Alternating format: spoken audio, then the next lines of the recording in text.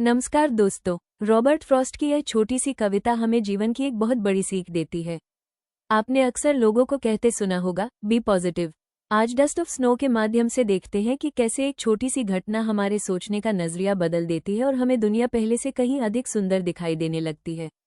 आइए जानें कैसे एक छोटी सी प्राकृतिक घटना जीवन को देखने का हमारा नजरिया बदल देती है। ये पोएम रॉबर्ट फ्रॉस्ट ने लिखी है, जो 20th सेंचुरी के बहुत ही फेमस अमेरिकन पोएट थे। उन्होंने अपनी जिंदगी में 4 पुलित्जर प्राइजेस जीते, जो ये दिखाता है कि उनकी पोएट्री कितनी खास थी। इतना ही नहीं, उन्हें प्रेसिडेंट के सामने अपनी पोएम खुद सुनाने का भी सम्मान मिला। उनकी पोएम्स में हमें अक्सर डीप मीनिंग होते हैं। वे बहुत ही सिंपल लैंग्वेज में लिखते हैं। उनके थीम्स ज्यादातर नेचर और लाइफ से जुड़े होते हैं।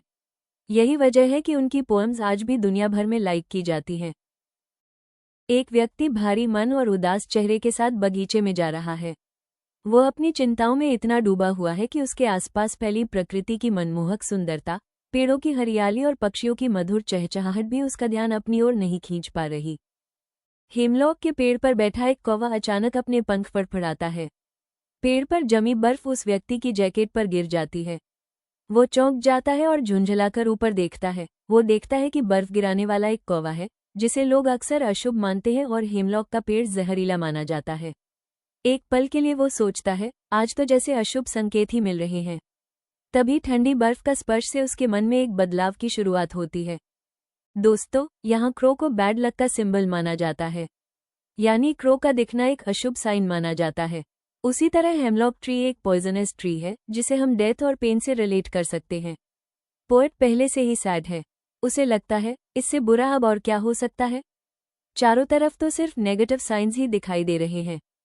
बट यही रॉबर्ट फ्रॉस्ट हमें एक खूबसूरत मैसेज देते हैं। जैसे ही डस्ट ऑफ स्नो पोएट पर गिरती है, उनका मूड पूरी तरह बदल जाता है। उसे नेचर की पॉजिटिव एनर्जी महसूस होती है। नेचर में एक अद्भुत हीलिंग पावर होती है, जो हमारे माइंड और हार्ट को सुकून देती है। इसी छोटी सी घटना के माध्यम से पोएट ने समझाया है कि जिंदगी में कभी कभी एक छोटा सा पॉजिटिव मोमेंट भी पूरे दिन और हमारी सोच को बदल सकता है।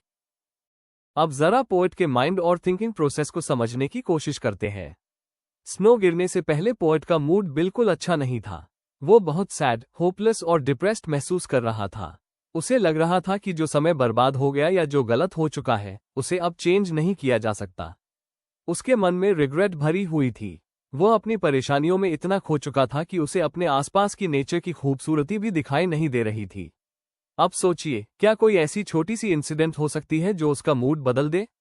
क्या कोई ऐसा मोमेंट आ सकता है जिससे वो फिर से हैप्पी, एक्टिव, पॉजिटिव और लाइवली महसूस करने लगे?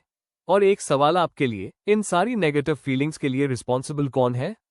क्या हमारी प्रॉब्लम्स, सर्कमस्टांसेस और दूसरे लोग, या फिर हमारी अपनी थिंकिंग? यही सवाल ये पोएम हमें सोचने पर मजबूर करती है। इस छोटी सी घटना ने मुझे यह एहसास कराया कि प्रकृति की किसी भी वस्तु या जीव को शुभ या अशुभ नहीं मानना चाहिए। वे सभी प्रकृति का अभिन्न हिस्सा हैं और उनका अपना महत्व है। उसी क्षण आई बिकेम पॉजिटिव। ये छोटी सी घटना हमें सिखाती है कि हमें हमेशा पॉजिटिव रहना चाहिए।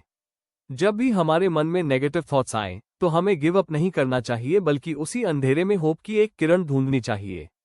शुभ और अशुभ की यह सोच दिखाती है कि इंसान का माइंड कितनी जल्दी नेगेटिव फीलिंग्स से प्रभावित हो जाता है, लेकिन व्यक्ति इन नेगेटिव फीलिंग्स पर विक्ट्री हासिल कर सकता है। ठीक वैसे ही पोएट ने अपनी सोच बदलकर पूरे दिन को वेस्ट होने से बचा लिया। पोएट जब वॉक कर रहा था, he was very sad and depressed. वह अपनी नेगेटिव थॉट्स में इतना खो गया था कि उसे नेचर की खूबसूरती भी महसूस नहीं हो रही थी। जैसे ही वह एक ट्री के नीचे खड़ा हुआ, अचानक उसके शोल्डर पर कुछ गिरा। ध्यान से देखने पर उसे पता चला कि वो डस्ट ऑफ स्नो थी, जो एक क्रो के अपनी पोजीशन बदलने की वजह से गिरी थी। पोएट ने ऊपर देखा तो पाया कि क्रो एक हेमलॉक ट्री पर बैठा हुआ था। क्रो को अक्सर बैड साइन माना जाता है और हेमलॉक ट्री भी एक पॉइजनस ट्री होता है। ये देखकर पहले तो पोएट को लगा कि उसके चारों ओर सिर्फ नेगेटिव साइंस ही हैं। उसे लगा, मेरा आधा दिन तो पहले ही वेस्ट हो चुका है और शायद अब बाकी का दिन भी वेस्ट ही जाएगा। तभी पोएट को एहसास हुआ कि नेचर की हर चीज नेगेटिव नहीं होती। ये हमारी अपनी थिंकिंग है कि हम किसी भी चीज को पॉजिटिव या नेगेटिव मान लेते हैं। This changed his mood. उसे समझ आया कि क्रो सिर्फ एक बर्ड है। उसके भी ह्यूमंस की तरह इमोशंस और जीवन है। सिर्फ उसकी काली अपीयरेंस या उसकी आवाज की वजह से उसके साथ डिस्क्रिमिनेशन नहीं करना चाहिए। ऑल लिविंग क्रिएचर को जीने का पूरा अधिकार है। वो क्रो तो बिल्कुल इनोसेंट है। उसे क्या पता कि वो किस ट्री पर बैठा है। वो हर परिस्थिति में अपने लाइफ में आगे बढ़ रहा है। ये देखकर पोएट को भी पॉजिटिव एनर्जी मिली। अब उसे महसूस हुआ कि उसका बाकी का दिन वेस्ट नहीं होगा। वो मोटिवेटेड, होपफुल और पॉजिटिव सोच के साथ अपने दिन की शुरुआत करने के लिए तैयार हो गया। अब इस क्वेश्चन का आंसर आप कमेंट में जरूर बताइए। आपके अनुसार पोएट का मूड बदलने के पीछे क्या कारण था? क्या सिर्फ डस्ट ऑफ स्नो थी या उसकी थिंकिंग बदल गई थी? अपने वर्ड्स में कमेंट करके जरूर बताइए। अब बात करते हैं इस पोएम के वर्ड मीनिंग्स की। स्नो यानी बर्फ के छोटे छोटे सफेद वाइट टुकड़े जो सर्दियों में आसमान से गिरते हैं। डस्ट ऑफ स्नो का मतलब है बर्फ के बहुत छोटे छोटे कण या टुकड़े जो क्रो के पेड़ को हिलाने पर पोएट के ऊपर गिर गए। हेमलॉक ट्री एक पॉइजनस जहरीला पेड़ होता है। इसी वजह से यह कविता में नेगेटिव थॉट्स, दुख और निराशा का सिंबल माना गया है। क्रो यानी कौवा, जिसे अक्सर अशुभ का सिंबल माना जाता है। जब कौवे ने अपनी जगह बदली या शाखा पर हलचल की, तब पेड़ की शाखा से बर्फ के छोटे छोटे कण, डस्ट ऑफ स्नो, झड़कर सीधे पोएट की जैकेट पर गिर गए। शुक डाउन का अर्थ है जोर से हिलाकर नीचे गिरा देना। एग्जाम्पल, जब क्रो ने अपनी पोजीशन बदली या शाखा पर हलचल की, तब पेड़ की ब्रांच से बर्फ के छोटे छोटे कण that is dust of snow झड़कर सीधे पोएट की जैकेट पर गिर गए। मूड यानी मन की स्थिति। एग्जाम्स ओरिएंटेड शॉर्ट क्वेश्चंस जैसे what is the tone of the poem? Answer, it's tone is thoughtful and optimistic. What type of poem is it?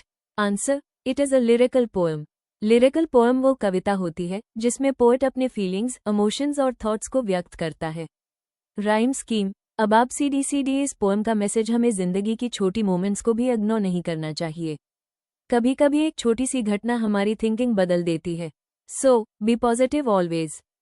किसी भी पोएम की राइम स्कीम पहचानना बहुत आसान होता है, बस इसे एक बार समझने की जरूरत है। हमें हमेशा हर लाइन के आखिरी वर्ड को ध्यान से देखना होता है। अगर पहली और तीसरी लाइन के आखिरी वर्ड्स आपस में राइम करते हैं तो उन्हें एक ही अल्फाबेट जैसे सीरीज दिया जाता है। इसी तरह दूसरी और चौथी लाइन के आखिरी वर्ड्स अगर राइम करते हैं तो उन्हें अगला अल्फाबेट यानी बी दिया जाता है। अब इस पोएम में पहली लाइन का क्रो और तीसरी लाइन का स्नो आपस में राइम कर रहे हैं, इसलिए इन्हें अ दिया जाएगा। इसी तरह दूसरी लाइन का मी और चौथी लाइन का ट्री आपस में राइम कर रहे हैं, इसलिए इन्हें बी दिया जाएगा। इस प्रकार पहले स्टैंजा की राइम स्कीम अब आप बनती है। इसी तरह दूसरे स्टैंजा में पहली लाइन का हार्ट और तीसरी लाइन का पार्ट आपस में राइम कर रहे हैं। ये पहले स्टैंजा के क्रो, स्नो और मी ट्री से बिल्कुल अलग हैं, इसलिए इन्हें नई सीरीज यानी सी दी जाएगी। अब दूसरी लाइन का मूड और चौथी लाइन का रूट भी आपस में राइम कर रहे हैं, इसलिए इन्हें अगली सीरीज यानी डी दी जाएगी। इस प्रकार दूसरे स्टैंजा की राइम स्कीम सीडी बनती है।